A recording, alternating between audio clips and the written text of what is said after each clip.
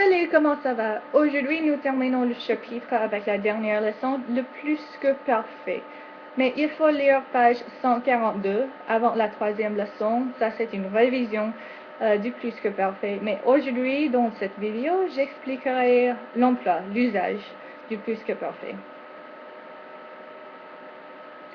Like I said, make sure to read page 142, which is a revision of how to conjugate verbs in the plus que parfait. I imagine that many of you are not familiar with the plus que parfait, especially if you have taken French 101 and 102 at ASU. We don't really go over it all too much, but in 201 in this class, it'll be essential, especially when you're going to move on to 202. But in this video, I'm going to explain how to use it. So this is assuming that you know how to conjugate verbs in the plus que parfait and you're comfortable with it. Before I begin with a couple of examples, I want to show you a timeline on when events happen in the plus que parfait. So far in the chapter, you've gone over two other past tenses, le passé composé imparfait, and then today we're going to do the plus que parfait, which is basically an event that happens before another event in either of the two past tenses. But either way, all the events are happening in the past. So to make it clear, let's look at a couple of examples.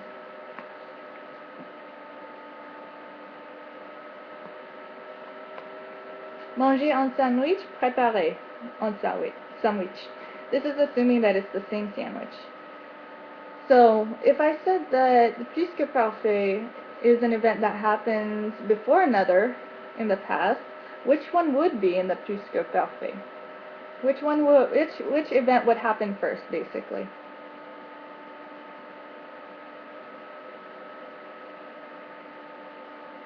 The bottom one, préparer un sandwich, and then manger un sandwich. So préparer un sandwich would be in the plus que parfait since it happened first, and then you would have to eat the sandwich after that. Let's look at another one. Aller dîner au restaurant, réserver au restaurant. Which one would be in the plus que parfait?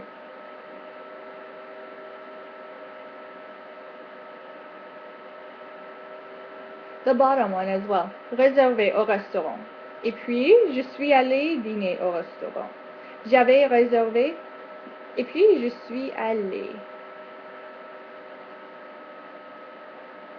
Last but not least,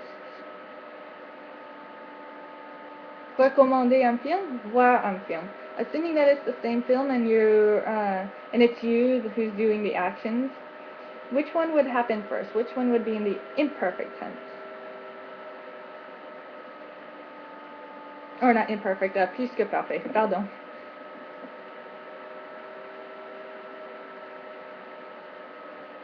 The bottom one as well. You have to have seen the film before you start recommending it to your friends. So, j'avais vu un film, et puis j'ai recommandé le film. I hope that makes it clear. If you're still confused, make sure to read the page right here, page 170. It's a little summary, and they only give a few examples, but they make it much more clear when to use the plus que parfait versus the other two past tenses. However, if you look a little further down on the page, there's a summary of all the past tenses so far in the chapter, and there's one that's listed fourth, one down, venir in the imperfect tense with the preposition de, plus the infinitive. You don't have to worry about it, however you do if you're going to move on to 202.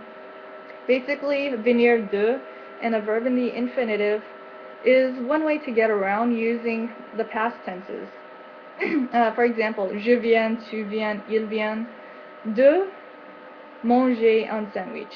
Je viens de manger un sandwich, which literally means I come to eat the sandwich, but in English we translate it as I just ate the sandwich, which is in the past tense actually, but in French you conjugate it in the appropriate tense, imparfait, le présent. And then last but not least, Le plus que parfait is used to express wishes or regrets about an event that happened in the past. Usually something bad.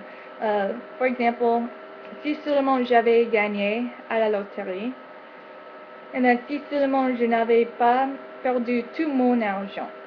So all of those would be in the plus que parfait, because they express a wish or regret about an event that happened in the past before another event that would happen in the passé composé or imparfait. Be sure to do the activities listed on the lesson plan, and also make sure to review the conjugations on the plus que parfait. It's similar to the passé composé, however it is slightly different.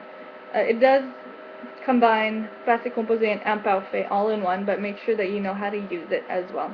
Because on the exam, you'll find something similar to the activities where they mix up all three of the past tenses, and then you have to distinguish which tense goes with which action. Si vous avez des questions pour moi, s'il vous plaît, n'hésitez pas à me contacter, à m'envoyer un email. Merci, bonne journée et au revoir.